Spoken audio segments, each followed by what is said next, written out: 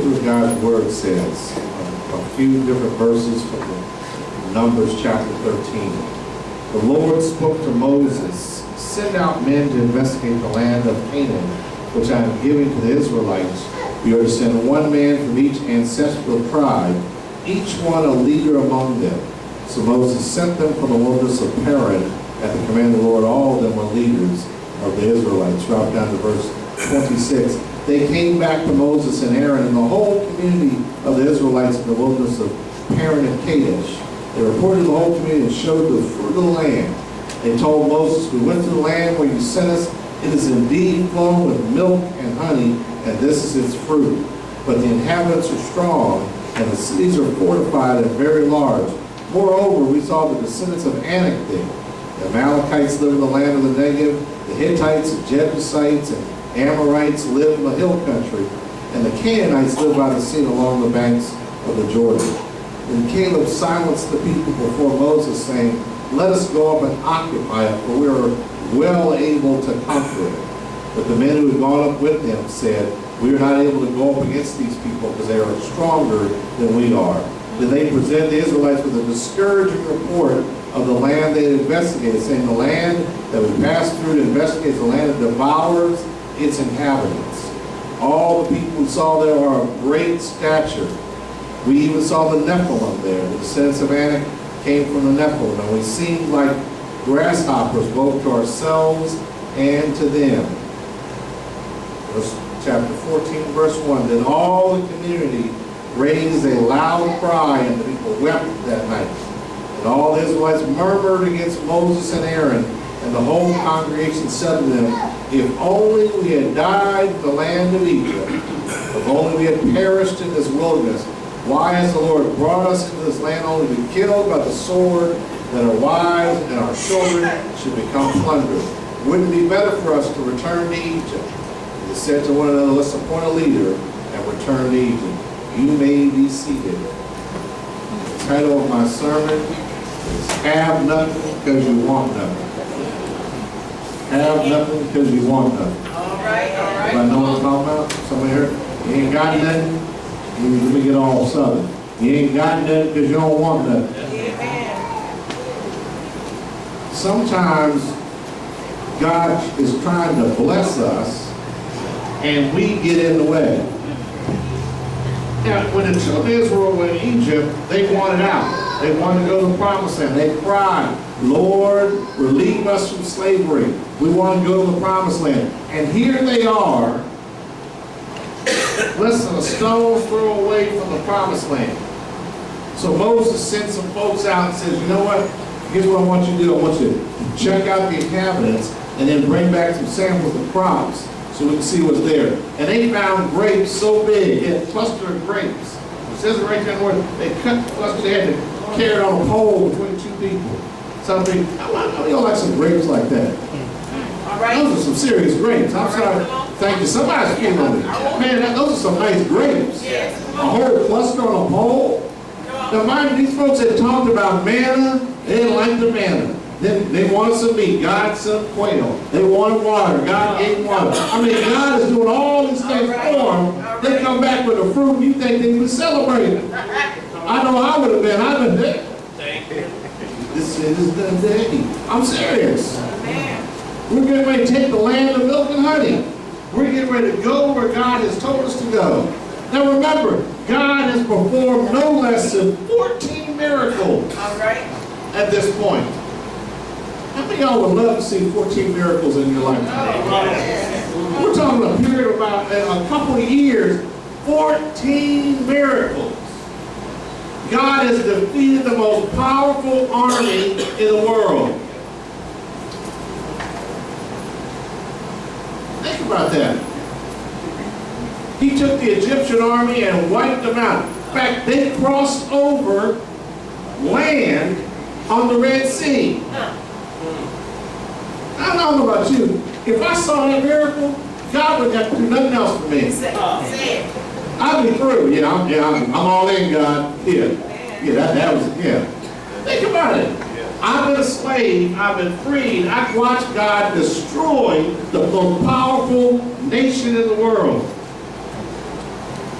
So I want to go to prayer. Man, if God can do this, he can do anything. All right, amen. But a certain group of leaders, and now, let's stop. I'm not talking about the stewards and trustees of Greater Western. All right, so you don't think I'm talking about y'all. I'm talking about that church down the street. Come on. But the leaders gave him a bad report. He wasn't the people. He sent leaders out. He sent people who were in charge, people who were seen as leaders within their tribes. And they came back and lied. Come on now. Yeah, man. I'm telling you, I know I saw the earth is 8 folks. I was watching open up 8 people up. There's giants in the land. Oh my God, man, they're like 18 feet tall. I'm telling you, man, we can't do this. They said we feel like grasshoppers to our ourselves and to them. King James Version says we felt like grasshoppers next to them. And that's what we looked like to them. We felt like we were grasshoppers. We felt, oh my God, this is no way we... Then God asked them to take the promised land. Who was the one that promised them the land? God, right? Let's see. God got across the Red Sea. He got put the plagues on, did all these miracles. And now you get to the point where you're about ready to get what God's blessing you. And the first thing you do is, man, you know, yeah, I don't know if I'm smart enough to do that. I don't know, black folk, we ain't got nothing, so, I don't know if that's ever possible. Oh, this is stuff I used to hear when I was growing up. I'm talking about what I used to hear. There'll never be a black president in America. They'll assassinate him. Say that again. There'll never be a black president in America. It'll never happen. They just don't want us to achieve nothing. So since they don't want us to achieve, they're not gonna have nothing. I wish I could. I would try, but I'm like a grasshopper to them. Who do you serve? A God that just got through beating the most powerful nation in the world, and you worried about some ites, Amalekites, and Canaanites. Don't worry about them. They're chump change compared to Egypt. They used to pay Egypt taxes. Y'all hear me? So we done beat the #1 team. We messing with the scrubs now, and you're scared. You scared. I have family members that never went to college because they were scared.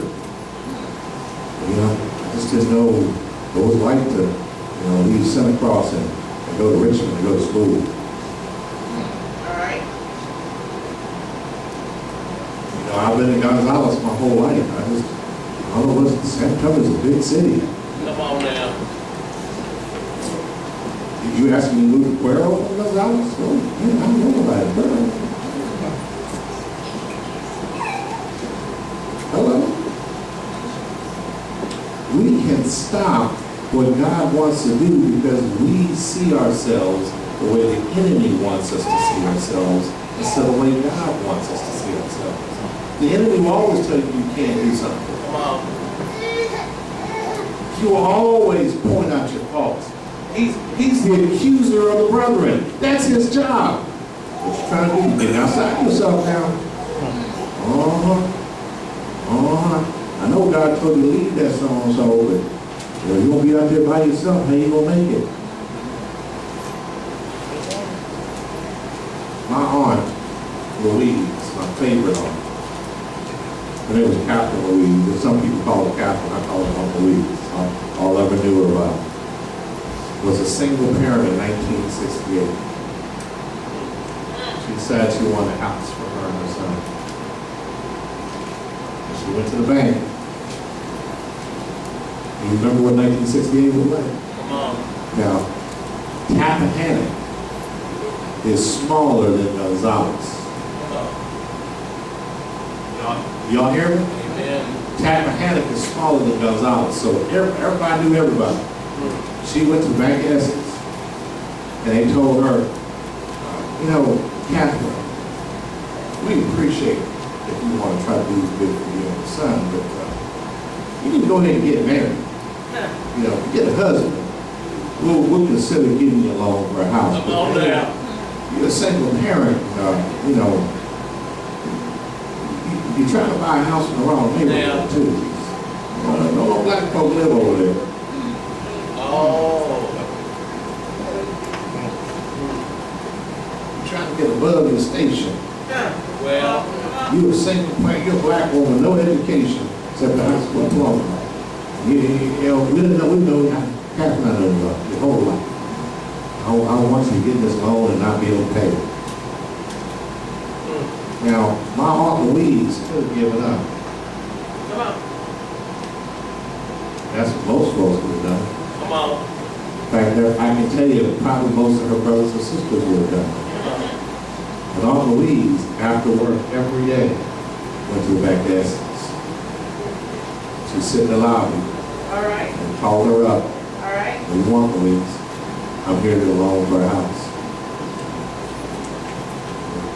Catherine would have already told you, "We're not going to give you a loan." Okay. She'll leave, come back the next day. She said, "Catherine, what you here for?" "I'll give you a loan for a house." Catherine already told you, "You're not going to, please stop it, you're embarrassing yourself." She went every day until finally the man got so mad.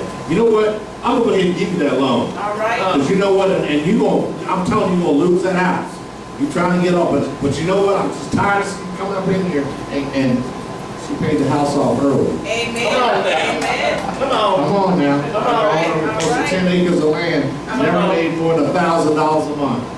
All right. Because when you want something, you're going to get it. Come on. If you want something bad enough, God will move heaven and earth to Come get on. it for Say you. it. Yes. Say it. Y'all want a bigger building? Come on. You better want it. Come on. And don't doubt what God can do. Come on. Don't look at yourself and say, "I don't know if we can do that, but Now. Greater Western ain't never been that Say big." it. Well, Come on. really? Mm. What kind of God you serve? Come on. What kind of miracles has God done in this church since in the last 5.5 years? I want y'all to think about some of the miracles. We had someone go non-responsive during my sermon one time. That's been a really good sermon. All right. Amen. We prayed for them and they're still sitting in the audience today. Hallelujah. Thank you. Come on now. Thank you. We had folks that they go to the hospital said, "It's all over." We go in there and pray for them, and now all of a sudden they're still alive. Come on. I'm talking to All somebody. right. All Come right. on. We've had tragedies happen, and God has still Yes, Lord. blessed Yes. us despite that. Yes. We had people Yes. give us major financial blessings, Yes. and they don't even go to our church. Come on, Yes. somebody. All right. Thank you, Lord. Don't get on the edge of what God wants to bless us with and start going, "Well, you know, Yes. I don't know. We didn't know I was pastor. I'm not sure if we can do what the big churches do." Are you kidding me? They're looking at us trying to figure out how we're doing. Yes. I'm trying to tell somebody. We rolled out Amplified. There's still major churches that haven't done that. They're like, Come on. how'd you do that, Pastor? It's real simple. I got online and signed up. I actually did a commercial for Givelify at the Spring Convocation. A little commercial for them. They interviewed me about it. I said, "Yeah, my young people love it. They're giving." What? "Yeah, that's how you get them to give." Because they don't have checks. They don't have cash. Folks are out of town are giving. People that can't make it here. Amen. How many of y'all are out of town and you can give now? Because we got Givelify. I left home today and forgot the checkbook. Those ladies got the checkbook. You know what I did? Pull my phone out. That's not going to stop me from giving, right?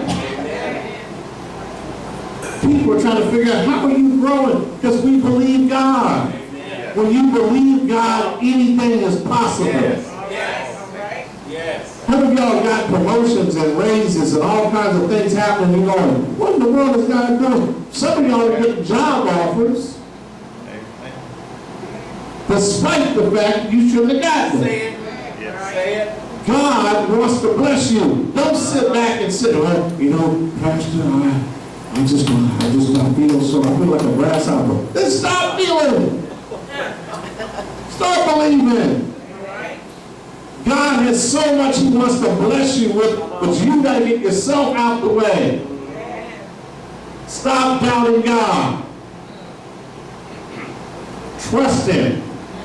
He's already done so much for you now. You have no reason not to trust Him. And children of Israel, boy, they shown up. Put the report out. And it wasn't enough for the leaders just to talk to Moses. They went out and spread gossip all through the church.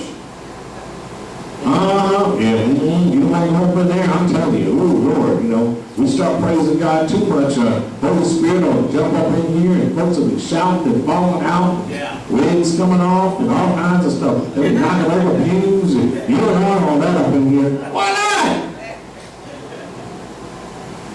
Be careful when they start praying for you and stuff, because miracles may actually happen. Somebody may actually get healed. Then what we're going to do? Let God be God. If God is blessing you, you jump around that train and keep getting the blessings. If God is moving amongst you, don't slow it down. If you're scared, close your eyes and hang on. I'm telling you, God is moving here because He has something special He wants to do. He wants to bless this church to bless other people. I'm telling you. Brother Rufus saw a member of Bethlehem LaGrange the other day. And she I'm so thank y'all for letting us come to your church for a little while. We're trying to get our stuff together. Praise God we were able to do that. Come on and be part of what we're doing. They got to see, wow, you got a little vision. They were changed by being here. Why? Because they see God moving. When God is moving, don't slow down. Don't stop. When you got the momentum on your side, don't slow it down. And where my athletes at? Well, Ricky, when you playing basketball, you got the big league, you didn't slow down, did you? Well, because you slow down, they're going to catch you. Ask LeBron James. And you got J.R. Smith going to play their mind. That's a whole other story. But two of them knew what God could do. Joshua and Caleb. Joshua and Caleb said, y'all are crazy. Y'all Negroes are lost your mind. They were like, wait, what? What do you mean we can't take this? We just watched God run Egypt. I ain't worried about these fools. This is our land. God told them. God had told them, this is your land. And if God has said it, why are you afraid? If God told you you own the business, why are you afraid to start it? If God wants you to be a manager, why are you afraid to take the position? If God wants to promote you, why are you afraid? If God wants you to bless you and raise you up and exalt you why are you afraid? I don't know if I can handle all that. It ain't for you to handle. Let God. Just stay humble. Amen? But Joshua and Caleb, they said, hey, don't rebel against God and don't be afraid of the people of land. That's what they said. They have no protection, but the Lord is with us. They tore their clothes. Come on. I won't do that. Okay, that's too much for the world. They tore their clothes. No, what's right? You got to be mad to take your clothes. Right, Sister Shirley? You got to be. Come on now, y'all try to. And the people, they became worried and said, let's go back to slavery.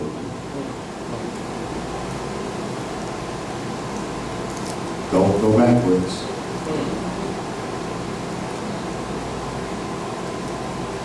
Don't go backwards.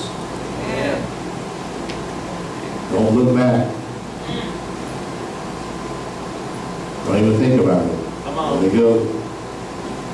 Sometimes you gotta forget people Come on. and things Say it. and Say what it. happened and move forward. Say it. Amen. Listen. Because what's back there wasn't good when you were Come back on. there. Say that. So why you want to go back? Hello? All right. If God has said move forward, move forward. Because God said, do this, do it. And if you're not sure, get on your knees and pray. All right, man. And do this. We are going to speak, Lord, your servants listen, and then be quiet and let him talk to you. He may tell you something. And once you get it, get up and move. You don't sit back. See, we don't have anything a lot of times because we don't want anything. Because when you really want something bad enough, I love the story of, Brother Rodney and Sister Andrew. Brother Rodney, he wanted to marry Sister Andrew. And he, because he wanted to, he did what he needed to do. Am I right, Brother Rodney? I'm the same way. I'm going to tell you what, when I met Sister Janine and a couple of young ladies I was kind of looking at the same time, I stopped calling them. I found what I wanted. Oh, man, I pursued her. She even said, no, I'm not dating anybody. No, 95 with you. I'm not dating anybody. Good, I was her friend. And I was her friend. And we're still friends. 24 years later. They celebrate 23 years of marriage. We're still friends. I'm still a friend. She's just my wife now. When you want something, you go after it with everything you have. You're praying about it and asking God, and if God has told you it's already yours, all you got to do is just keep believing. That's it. Some of us, though, we get scared because of what we've been told about ourselves and told that we can't have and can't be. We keep hearing the old stuff in our mind, and we don't trust that God is going to do what he said he's going to do. Why did Adam and Eve bite of the fruit? Because they thought that God was lying to them. They didn't believe. And we keep doing the same thing over and over again. And God gets tired of it. How do I know? Because it says so right here. God was so mad, he came to Moses and said, you know what? I'm just going to wipe them all out and just start with you and your family. I mean, I'll put the nation out of you and your family. What? It's right there in the Word. Numbers 14, 11, 12. I will disown them and destroy them with a plague that I'll make you into a nation far greater and mightier than they are. I will start all over again. God had done it before. What was the flood? God didn't reset. All right. And then to Moses, I give Moses credit. I love y'all. I don't know if I'd have been like Moses. Moses got, Lord, please don't destroy the people. Yeah, I would pray. I'm being real. Lord, if you do that, it's going to give a bad mark onto your name. And, Moses just negotiated. Finally, God said, all right. I'll forgive you. But there's still going to be consequences. So when God has you on a path, and you keep detouring off the path, you keep getting it. Some of y'all know what I'm talking about. Where God has you on a path and you do something crazy, God's trying to bring you back on the path. Say it. And you go on over here, and God's trying to bring. Pretty soon, God said, okay, you just want to do your own thing. Come on now. All right. Say it. Here we did. He spared the people of Israel from complete destruction, but he punished them. He said, okay, here's the deal. If you're over 20 years old and your name is not Joshua or Caleb, you won't die.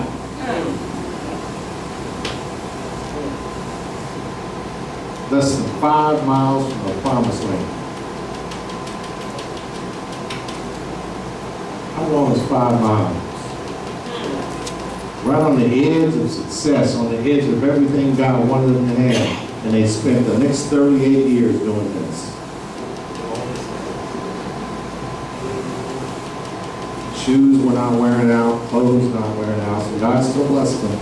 They had plenty of manna, quail, and water, and all that. They complained the whole time, and God let the entire generation die.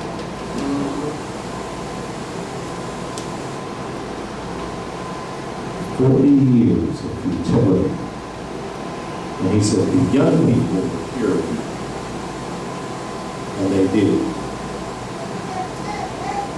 Well,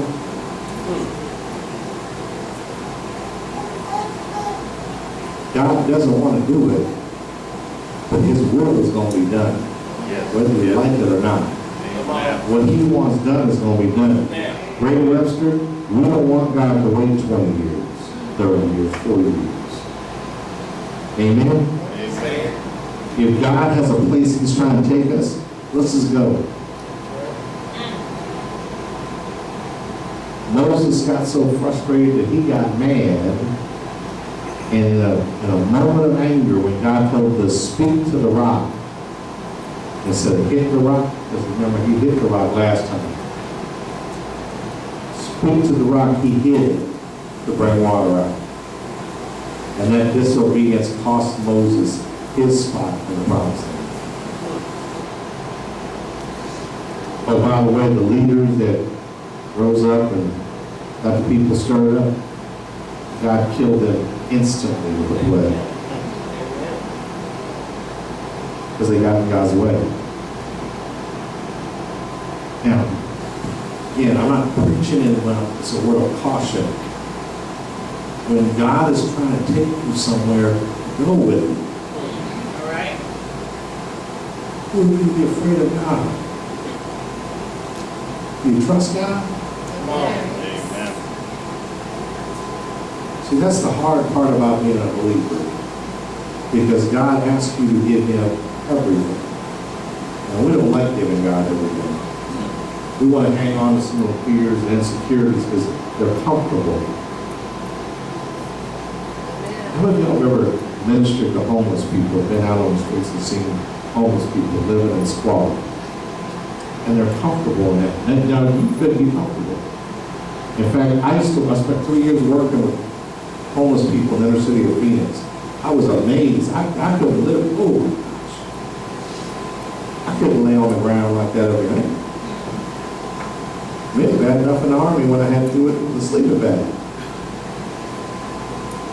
But when you get comfortable in that downtrodden place and your mentality and everything else is wrapped around that, sometimes you can't see what God wants you to do. And even when people try to lift you up, you go right back to. True story. A friend of mine had a son who was homeless on the streets of Seattle. And I would always give him something. I'd see him on the street and I'd say hi to him and always drop something in his hat. He just stood there very nicely, didn't say anything. And I was with a co-worker. He said, "Why do you do that bum money?" I said, "That's not a bum. It's a friend of mine's son. I know him. He grew up in the AME church." I said, "He got strung out on drugs. He's on the streets of Seattle." When his father died, he came to the funeral. And I walked up to him and said, "You know him?" He said, "I know you are, Mr. Mark." I said, "It's good to see you." First time I had seen him out on the streets. For a short period of time, I didn't see him on the streets. Because his dad was a very well-to-do man. Prominent figure in the community, and I'm sure he got an inheritance. In less than a year, he was back on the street. Sad. Because he couldn't overcome. Come on.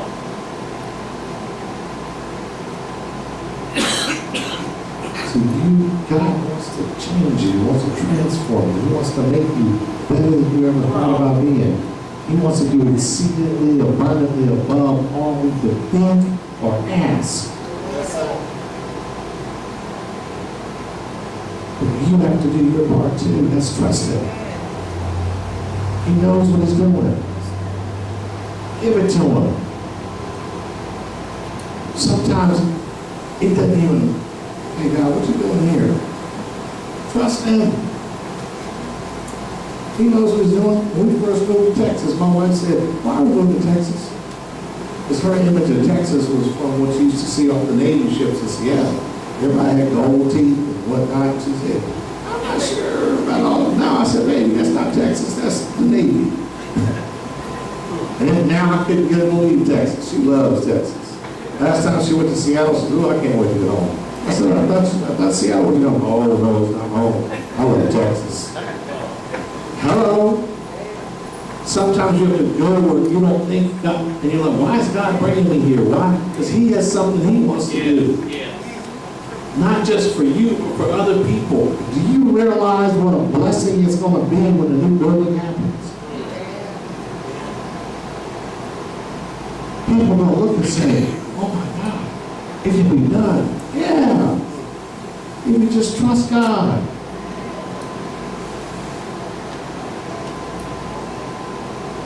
Pastor Elder Brian, when he came in for the first quarterly conference, he was shocked. He says, oh my God, we got a lot of people going to this church. Yeah, we did. It wasn't me. It was God. God has something He wants to do. He wants to take us to a promised land, a place that is better than we ever imagined. And we have to trust Him. And when you start thinking you're like a grasshopper, remember what I said, if you want something, you'll get it. Don't be that person you have nothing because you didn't want nothing. Be the one who sits back and says, you know what, God, I don't understand it, but I'm going where you tell us to go, because I know you've got a plan for us. Whatever it is in your life. Sometimes God takes us out of relationships because He has something better for us. I'm a witness. And it hurts at the time. But then you look back and go, wow, I never would have imagined this. Because God can see where you can't see. And sometimes you get off the path. When you get off the path, God still has where He wants you to go. How many of you use Google Maps? What does Google Maps do if you take a wrong turn? Recalculating, it's still going to get you there. And you can't go back to the other one because you're done. Don't take too many detours though. So after a while, it just gives it out. I'll tell you what, I'm going to wait for the next person to come along. Because God will do that. Get it now. We're on the edge of greatness. God has great things He wants to do in this church. Not because we're great, because He is. And if we believe, He can do anything. Because nothing is impossible for God. Stand with me.